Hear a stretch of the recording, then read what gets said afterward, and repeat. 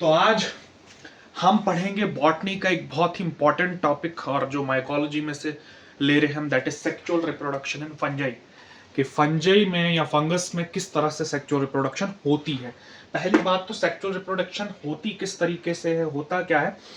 हमें पता है कि ए सेक्सुअल रिप्रोडक्शन का मतलब जहां पे एक पेरेंट अपने आइडेंटिकल क्लोन को जनरेट कर दे, वो होती है सेक्सुअल, जो ज्यादातर हमें लोअर ऑर्गेनिजम्स में, जिसमें फंजाई भी इंक्लूडेड है, देखने को मिलती है। लेकिन ज्यादातर केसेस में, कुछ केसेस में फंजाई सेक्सुअल रिप्रोडक्शन भी करता है। और हमें पता है सेक्सुअल रिप्रोडक्शन का पहला जो प्रिंसिपल होता है वो होता है कि दो अलग अलग स्ट्रेन्स के, दो अलग अलग जेनेटिक आइडेंटिटी रखने वाले सेल्स आपस में फ्यूज करने चाहिए। से फॉर एग्जांपल अब फंजाई की बात कर रहे हैं तो यहाँ पे हाइफा को कंसिडर करना पड़ता है। This is Haifa, this is one fungal hyphae, and say for example this is second fungal hyphae. Fungal hyphae are nothing but the long filamentous cell together are known as fungal hyphae. अब समझ लो species एक ही है लेकिन इनमें कुछ ना कुछ variations हैं, क्योंकि इंडिविजुअल लेवल पे भी वेरिएशंस पाई जाती हैं। ये एक स्ट्रेन है, ये दूसरी स्ट्रेन है। अब जब हम लोअर एनिमल्स में या लोअर ऑर्गेनिजम्स की बात करते हैं, लोअर प्लांट्स में, जहां पे हमारे पास वेल डिस्टिंग्विशेबल मेल और फीमेल नहीं होते, वहां पे हम एक ही स्पीशीज के लिए स्ट्रेन यूज वर्ड करते हैं। तो मैं इसको स्ट्रेन 1 कहूंगा, इसको स्ट्रेन 2 कहूंगा। अब आपस में अगर ये सेक्सुअल रिप्रोडक्शन कर रहे हैं तो कहने का मतलब होंगे तो एक ही स्पीशीज से। फॉर एग्जांपल ये राइजोपस है तो एक ही स्पीशीज, लेकिन इसमें कुछ और है, इसमें कुछ और है। जैसे ह्यूमंस की एक स्पीशीज में मेल अलग होता है और फीमेल अलग होता है, लेकिन अब यहाँ पे डिफरेंशिएबल नहीं है इनकी मॉर्फोलॉजी से, सेक्सुअल डायमॉर्फिज्म नहीं है, तो हम कहेंगे कि ये पॉजिटिव स्ट्रेन है, ये नेगेटिव स्ट्रेन है। जनरली डिफरेंशिएट करने के लिए हम ऐसा कह देते हैं। तो समझ लो ये प्लस स्ट्रेन है और ये माइनस स्ट्रेन है।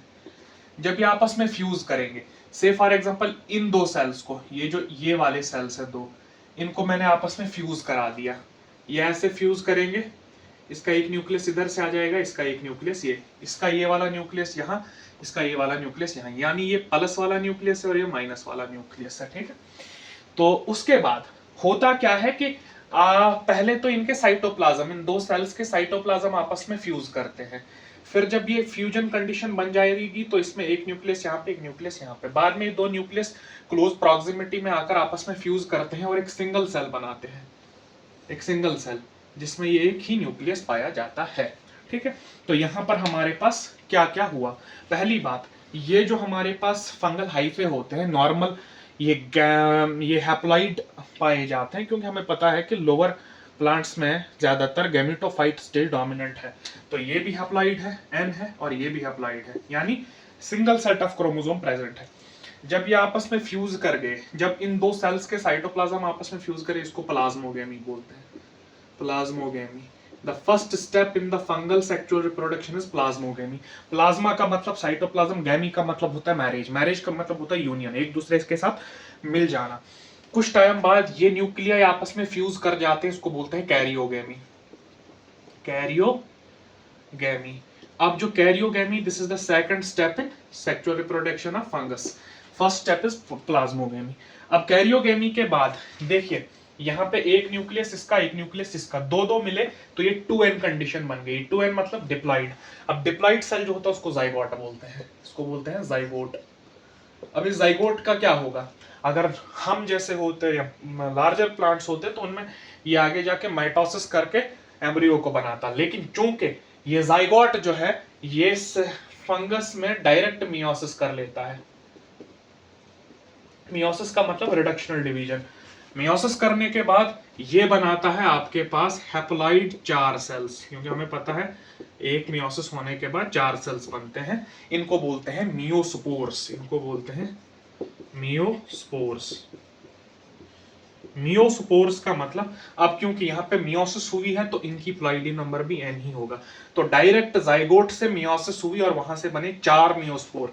ये मियोस्पोर जब इसको फेवरेबल कंडीशन मिलेगी तो ये डिवाइड करेगा माइटोटिकली और बनाएगा सेम फंगल हाइफे, जो कि वापस n होंगे, क्योंकि हैप्लॉइड मियोस्पोर से बन रहे हैं तो ये फंगल हाइफे भी n ही होंगे, और सिमिलरली यही लाइफ साइकिल अगेन होता रहेगा। तो यहाँ पे 3 स्टेप्स जो फंगल सेक्सुअल रिप्रोडक्शन में आए वो आए। The first one is plasmogamy, the second one is karyogamy, the third one is meiosis. Plasmogamy में जहां पे कंपैटिबल हाइफे आपस में फ्यूज करते हैं। कंपैटिबल इज इंपॉर्टेंट क्योंकि जब हम फंगल क्लासिफिकेशन समझेंगे तो वहां पे क्लास आती है एस्कोमाइसिटेस, वहां पे ये हाइफे भी आपस में या तो होमोथैलिज्म फॉलो करते हैं, हेट्रोथैलिज्म फॉलो करते हैं, बहरहाल वो बात की बात है, अभी हम उसमें नहीं जाएंगे। लेकिन ये वाली जो स्टेज है जहां पे आपको एक ही सेल के अंदर दो न्यूक्लियाई देखने को मिल रहे हैं, इस वाली स्टेज को डाइकैरियन बोलते हैं। इसको बोलते हैं डाइकैरियन, डाइकैरियन, या इसी को डाइकैरियोटिक स्टेज भी बोलते हैं। Dikaryotic stage. Why dikaryotic stage? Di का मतलब होता है टू, कैरियन का मतलब होता है न्यूक्लियस, क्योंकि इस स्टेज में दो न्यूक्लियस एक ही सेल के अंदर पाए जा रहे हैं, that's why it is called dikaryotic stage. अब होता क्या है कि ये जो है, अगर हम फंगस को देखेंगे according to Alexopoulos and Mims, fungi को भी लोअर फंगस और हायर फंजाई में डिवाइड किया हुआ। जो लोअर फंजाई है ना, जिसमें आप एस्को फाइकोमाइसिटीज को डिस्कस करोगे, वहां पे आप देखोगे कि डाइकैरियोटिक स्टेज जो है वो बहुत इफर्मल होती है, यानी जैसे प्लाज्मोगेमी होगी उसी के सडन बाद कैरियोगेमी हो जाती है, उतना कोई डिले नहीं लगता। लेकिन जैसे जैसे फंगस डेवलप करते गए, जैसे हायर क्लासेस बेसिडियोमाइसिटीज की बात करनी हो, वहां पे प्लाज्मोगेमी के बाद जब ये डाइकैरियोटिक फेज आता है ना, डाइकैरियोटिक स्टेज, ये बहुत लॉन्ग टाइम के लिए यहाँ पे रहती, इसको बोलते हैं डिलेड कैरियोगेमी होना।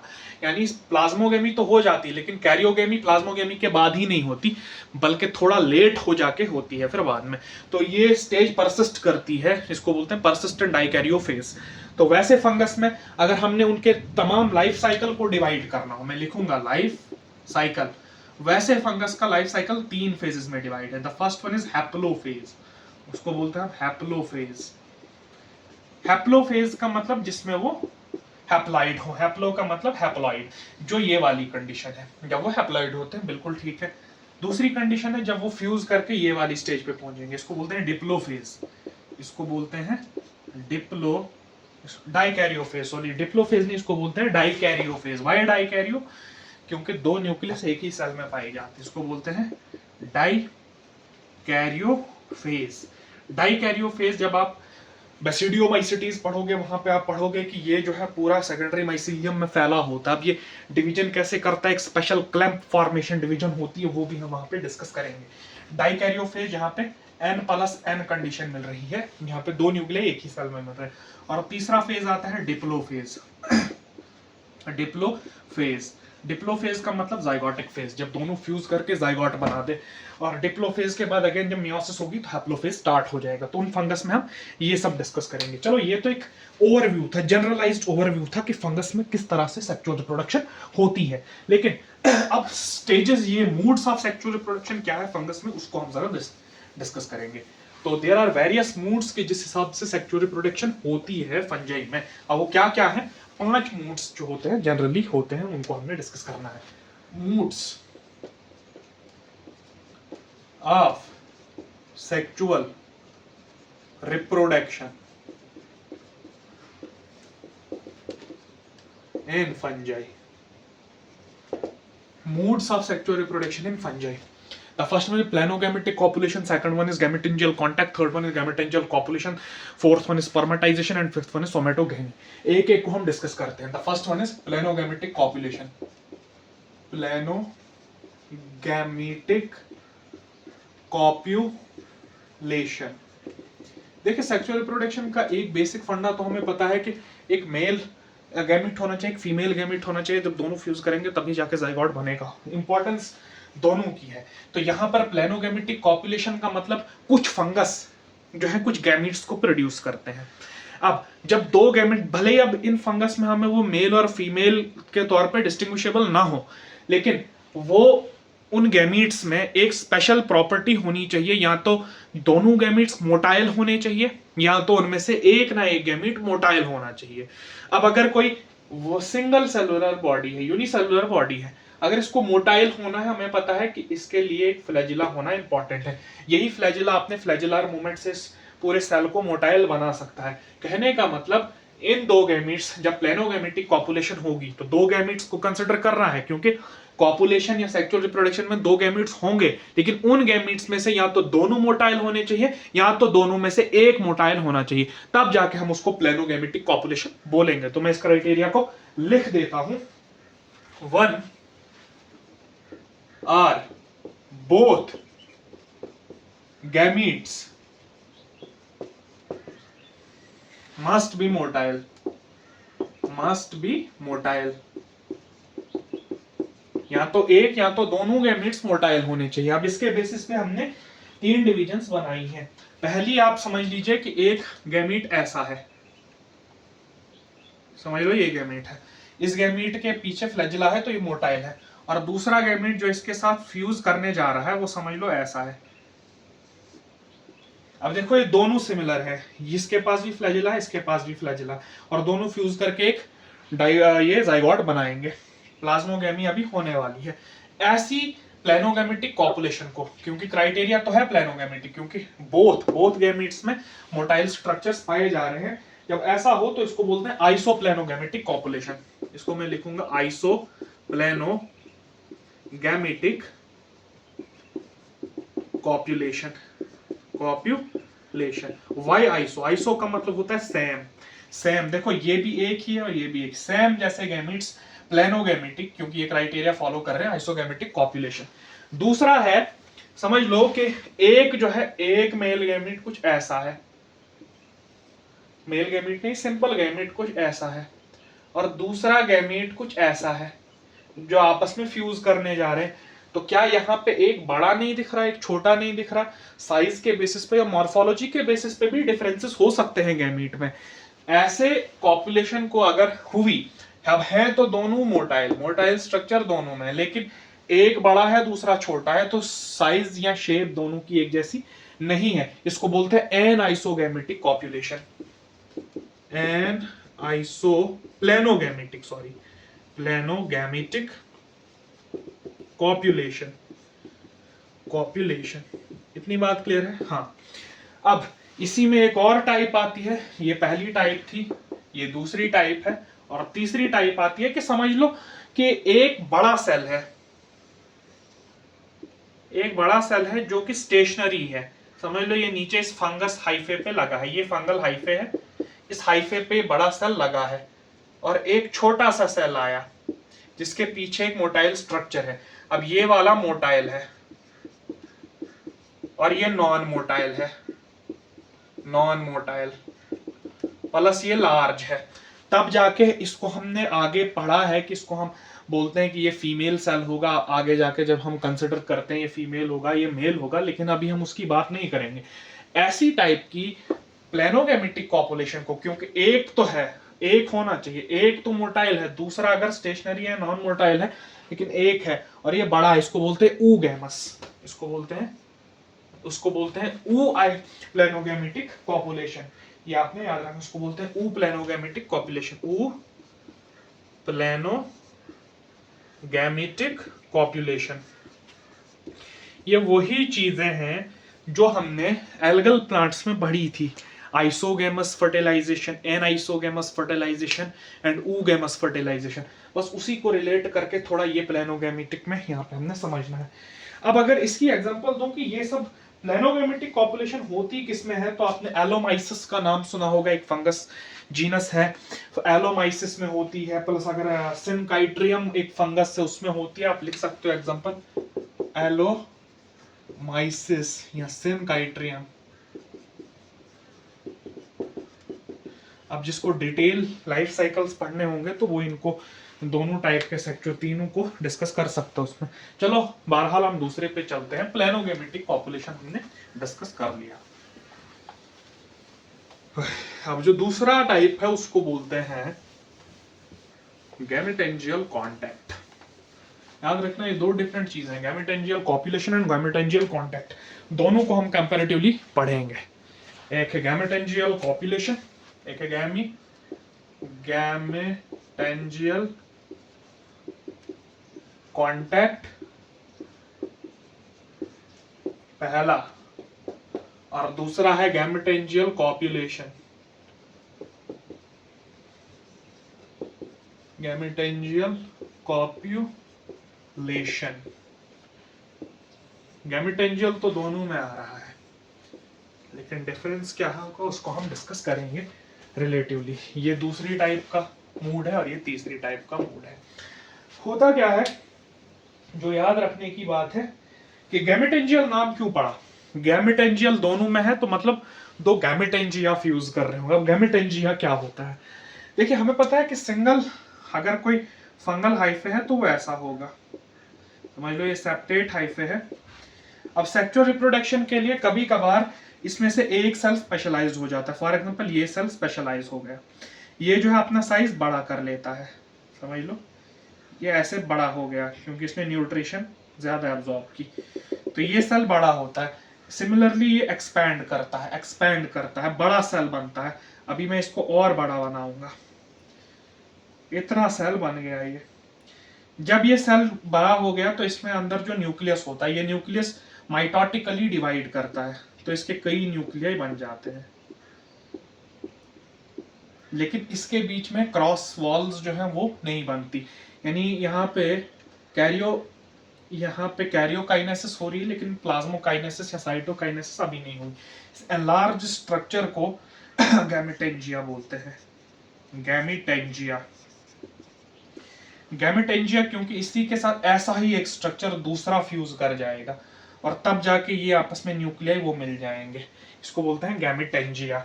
अब गैमेटेंजिया जो है फंगस में डिफरेंट होते हैं, उनके स्ट्रक्चर के बेसिस पे हमने उनको नाम दिए हैं। तो जहां पर ये ऐसे गैमेटेंजिया बन के सेक्सुअल रिप्रोडक्शन हो रही है उसको बोलते हैं गैमेटेंजियल कॉन्टैक्ट एंड गैमेटेंजियल कॉप्यूलेशन। पहले हम गैमेटेंजियल कॉन्टैक्ट को देखेंगे। होता क्या है कि समझ लो एक हाइफे है, ये एक हाइफा है, ये एक हाइफा है, इसके अंदर ऐसे सेल्स हैं। अब इसमें जैसे मैंने कहा था कि एक सेल स्पेशलाइज हो जाता है, उसमें न्यूट्रिशन ज्यादा आ जाती है, तो ये जो है ऐसे लॉन्ग स्ट्रक्चर बनाएगा। एक स्ट्रक्चर ये है और एक स्ट्रक्चर ये है, ये इसी सेल की आउटग्रोथ्स हैं। जब इसने लार्ज ट्यूबुलर लाइक स्ट्रक्चर्स बनाए ऊपर, इसमें से एक के अंदर एक सेल आया क्योंकि अब इसका न्यूक्लियस भी डिवाइड करेगा ये वाला, और इसके अंदर भी एक बड़ा सेल है ऐसे। अब समझो ऐसा इसलिए हुआ ताकि ये आपस में इन दो न्यूक्लियाई को मिला सके, क्योंकि मेन कोर्स है सेक्सुअल रिप्रोडक्शन का वेरिएशंस लाना, और वेरिएशंस आएंगे जब दोनों मिलेंगे, मियोसिस होगी, रिकॉम्बिनेशंस बनेंगे। अब चूंकि एक ही थैलस पे देखिए, एक ही आपके पास हाइफा है, इसको होमोथैलिज्म बोलते हैं। हेट्रो भी हो सकता है लेकिन ये ज्यादातर होमोथैलिक्स में देखने को मिलता है। अब इनमें से जो छोटा वाला सेल होता है, समझ लो ये वाला सेल है जिसमें आपके पास मोटाइल कैपेसिटी होती है, अमीबॉइड मूवमेंट कर सकता है ये सेल। इस पूरे स्ट्रक्चर को एंथ्रीडियम बोलते हैं। एंथ्रीडियम का मतलब जो हम मेल के लिए डिनोट करते हैं जब हम प्लांट्स की बात करते हैं। और ये जो लार्ज स्ट्रक्चर है जिसके अंदर आपके पास जो नॉन मोटाइल रहता है, इसको ऊगोनियम बोलते हैं।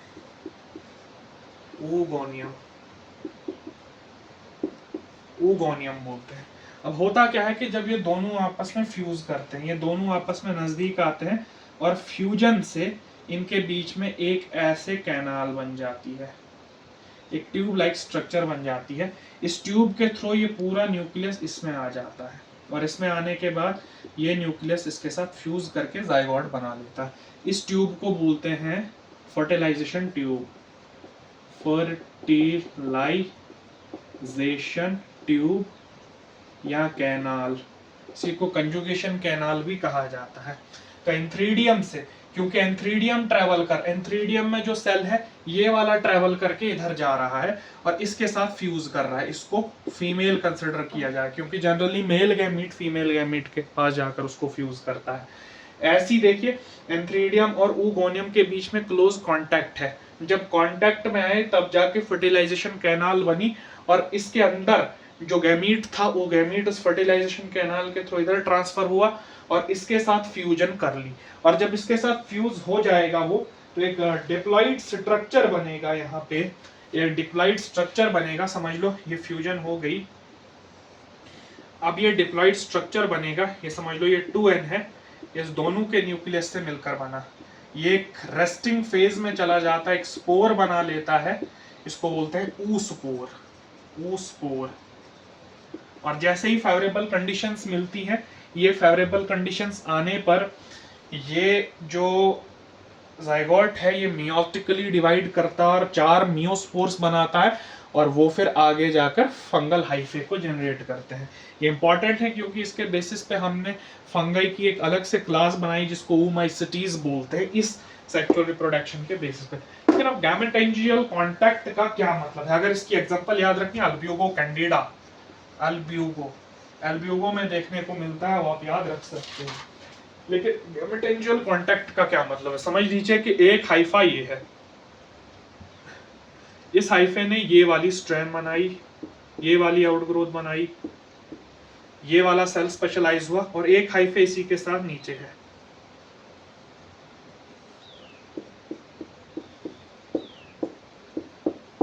ये अब समझ लो ये दोनों या तो डिफरेंट थैलस के या सेम थैलस के, इसको मैं प्लस स्ट्रैंड मान लेता हूँ, इसको मैं माइनस स्ट्रैंड मान लेता हूँ, एज ऑलरेडी मेंशन। अब होगा क्या कि ये दोनों आपस में फ्यूज कर जाएंगे, कैसे, ऐसे,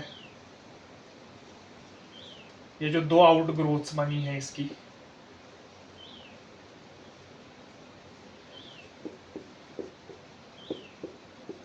ऐसे फ्यूज कर जाएंगे। अब ये वाला nucleus, positive strand nucleus, negative strand nucleus, इस सिंगल फ्यूजन स्ट्रक्चर में दोनों आ जाएंगे और बन गया डाइकैरियोफेज, डाइकैरियोटाइजेशन। ये जो यहाँ पे स्ट्रक्चर बना, जब ये फ्यूज करेगा, फिलहाल के लिए ये बन जाएगा जाइगोट। इसको मैं फ्यूजन बना देता हूँ, इतने से को ही बना देता हूँ, ये बन गया जाइगोट आपके पास, जब ये दोनों न्यूक्लिया आपस में फ्यूज करेंगे। जाइगोट जो है ये वाला सेल, ये माइटोटिकली कई सेल्स बनाता है, यहाँ पे डिप्लॉइड न्यूक्लिया बनाता है, हैप्लॉइड न्यूक्लिया मियोटिकली बनाता है, और फिर रेस्टिंग फेज में चला जाता है, इसको बोलते हैं जाइगोस्पोर, जाइगोस्पोर। और फेवरेबल कंडीशंस आने पे इनको रिलीज कर देते और वो जर्मिनेट कर जाते हैं। इंपॉर्टेंट इसलिए है क्योंकि कॉपुलेशन डायरेक्ट 2 सेल्स आपस में फ्यूज करके दोनों के न्यूक्लियाई को एक्सचेंज कर रहे हैं और जाइगोस्पोर बना रहे हैं। ये इंपॉर्टेंट इसलिए है क्योंकि म्यूकर, राइजोपस, जितने भी हम कॉमन ब्रेड मोल्ड्स देखते हैं उनमें ये देखने को मिलता है, राइजोपस गैमेटेंजियल कॉपुलेशन देखने को मिलती है और उनमें जाइगोस्पोर रेस्टिंग फेज देखने को मिलता है। ये हमने याद रखना है। अब ये दोनों इंपॉर्टेंट इसलिए क्योंकि इनके बेसिस पे हमने पूरी फाइगोमाइसेटीज को डिवाइड किया है, एक को oomaicetys में डिवाइड किया, एक को जाइगोमाइसेटीज में डिवाइड किया, इसलिए इंपॉर्टेंट है। इसके बाद आता है spermatization. Now what is actually meant by spermatization? Spermatization से एक नाम तो क्लियर हो रहा है कि स्पर्म का कोई ना कोई लेना होगा। स्पर्म हमें पता है कि मेल गैमीट को कहा जाता है, यानी जो मोटाइल गैमीट्स होते हैं जिनके पास एक फ्लैजिला होता है ताकि वो मोटिलिटी शो करके फीमेल गैमीट को अप्रोच कर सके। तो होता क्या है, आपने याद रखना है कि कुछ फंगल हाइफे ऐसे होते हैं, ये फंगल हाइफे आगे जाकर ब्रांचिंग स्ट्रक्चर बनाते हैं और इन ब्रांचिंग स्ट्रक्चर के एंड पे आपके पास छोटे छोटे स्पोर्स को प्रोड्यूस करते हैं। ये जो छोटे छोटे स्पोर्स हैप्लॉइड स्पोर्स हैं जो कि आपके पास फीमेल के पास जाते हैं, उनको बोलते हैं स्पर्मेशिया, स्पर्मेशिया या स्पर्मेटिया भी बोल सकते हैं। और जिसके ऊपर ये बॉर्न होते हैं उसको स्पर्मेशियोफोर बोलते हैं, स्पर्मेशियोफोर। अब स्पर्मेशियोफोर जो है कार्पोगोनियम में जाते हैं। कार्पोगोनियम के 2 पार्ट होते हैं, ट्राइकोगाइन एंड एस्कोगोनियम। फिलहाल के लिए अभी बस।